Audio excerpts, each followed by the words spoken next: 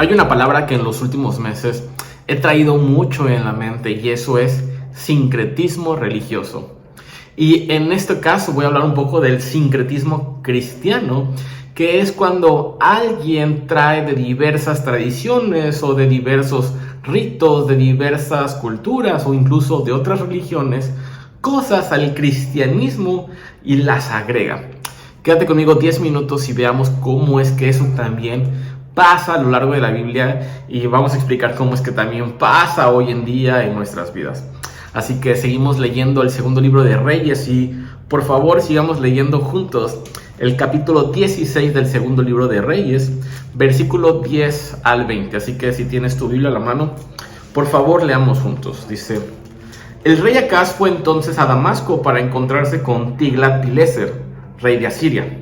Cuando vio el altar que había en la ciudad, el rey Acaz le envió al sacerdote Urías un plano del altar, con un dibujo de todos los detalles. Entonces Urías construyó un altar según las instrucciones que el rey Acaz le había enviado desde Damasco, y lo terminó antes de que él regresara. Cuando éste llegó de Damasco y vio el altar, se acercó y presentó allí una ofrenda. Ofreció el holocausto con la ofrenda, derramó su libación y roció sobre el altar la sangre de los sacrificios de comunión. El altar de bronce que estaba en la presencia del Señor lo retiró de la parte delantera del edificio y lo situó en el lado norte del nuevo altar, ya que ahora quedaba entre el nuevo altar y el templo del Señor. Luego le dio estas órdenes al sacerdote Urías: ofrece en este gran altar el holocausto matutino y la ofrenda vespertina, así como el holocausto y la ofrenda del rey, y también los holocaustos, las ofrendas y las libaciones del pueblo en general.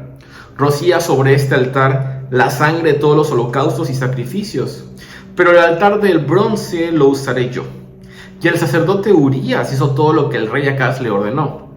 El rey desmontó los paneles de las bases y le quitó los lavamanos. Además bajó la fuente que estaba encima de los bueyes de bronce y la instaló sobre un enlosado de piedra. Y por deferencia del rey Asiria quitó del templo del Señor el techado que se había construido allí para celebrar los sábados, así como la entrada exterior para el rey. Los demás acontecimientos del reinado de Acaz están escritos en el libro de las crónicas de los reyes de Judá. Acaz murió y fue sepultado con sus antepasados en la ciudad de David, y su hijo Ezequías lo sucedió en el trono. Está pasando algo muy interesante en esto. Recordarás el día de ayer hablamos de que Acaz fue con el rey de Asiria, con Tiglat-Pileser, para pedir ayuda. Entonces él llegó y lo libró de sus enemigos, pero no nada más queda allí. Como habremos contado ayer, llegaron a Damasco y ahora el rey Acaz está en Damasco, una ciudad pagana, una ciudad de otro país ya en ese tiempo. Entonces él ve un altar que obviamente era un altar pagano, era un altar de otra religión. Entonces se le ocurre la grandiosa idea de hacer anotaciones y darle los planos de cómo era el altar al sacerdote, y los envía, y ahora se construye un altar como el pagano. Pero hay algo muy curioso: dice que se pone en el templo del Señor este nuevo altar. No conforme con eso, podemos ver que incluso cambian el mobiliario que el Señor ya había destinado, cómo debía ser el tabernáculo. No era invención de Moisés, no era invención de alguien más. El Señor había dado instrucciones precisas de cómo Él quería que se hiciera el tabernáculo, de cómo iba a ser la casa donde iba a habitar la presencia de Dios.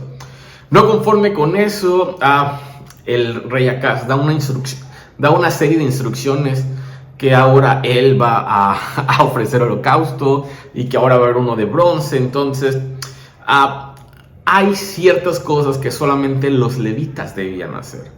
Hay ciertas cosas que solamente los sacerdotes encargados debían hacer. El rey no podía hacer eso. De hecho, a Saúl se le ocurrió ofrecer sacrificar a bueyes, y es por eso que Dios le quita el trono. Él no debía hacer eso. Pero ahora vemos con Acaz eso, una mezcla de cosas. Él quiere traer la cultura pagana de Asiria, él quiere traer el altar. Bueno, de hecho lleva el altar o lo construye como era para el Dios de aquellas personas.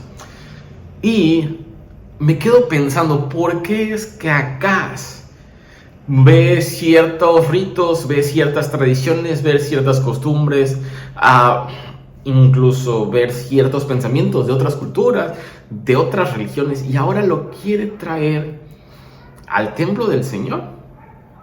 ¿Por qué está haciendo una mezcla? Dios fue muy claro de lo que quería Él.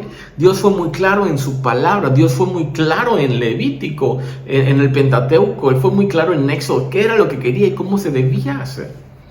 Pero, ¿sabes? Me doy cuenta que a veces tú y yo no somos tan diferentes de Acaz. No somos tan diferentes del corazón de Acaz porque, ¿sabes? Muchas veces nosotros queremos ser listos y leemos ciertos pasajes y leemos cosas que Dios quiere. Y nosotros hacemos como, no quiero esto.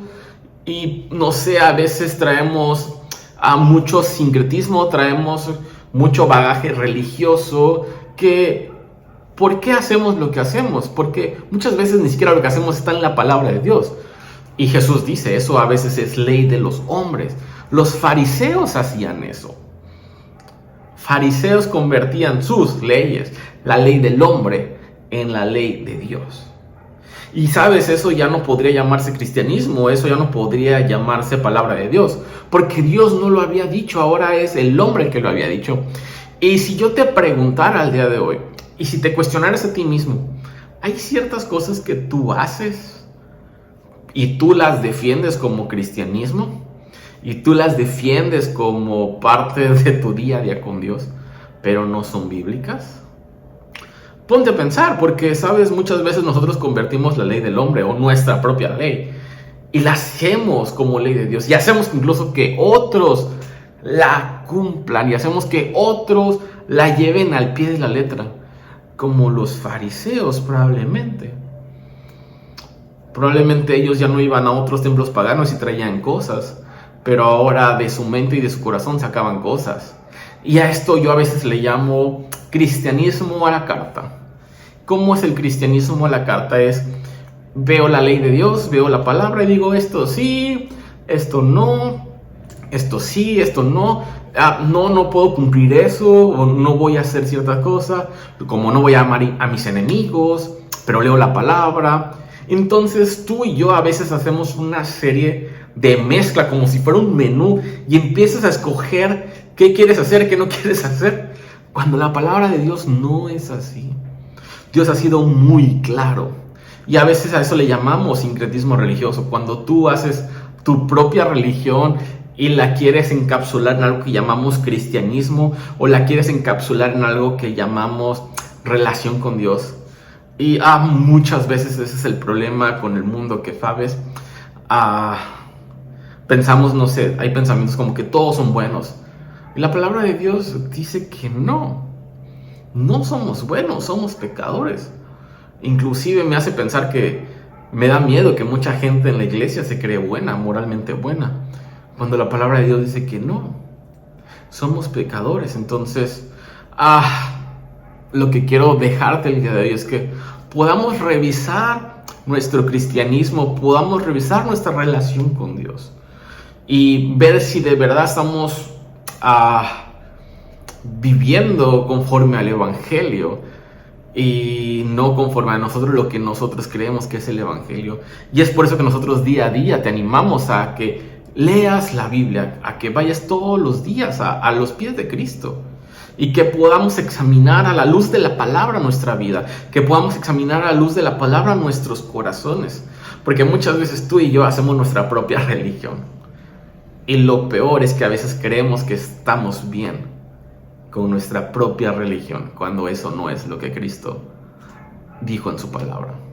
¿Por qué no oramos para que el Señor Jesucristo examine nuestro corazón y nos haga ver a nosotros mismos en qué estamos mal? Y si no estamos cayendo en esto que es un sincretismo religioso, que es unas diversas ideologías y pensamientos que no son cristianos, que no están en la palabra de Dios, y que el Evangelio permee nuestro corazón, nuestra mente, nuestros pensamientos y nuestras acciones. Bendito Padre Celestial, muchas gracias estamos por tu palabra, Señor, y nos damos cuenta que no somos tan diferentes acá, Señor.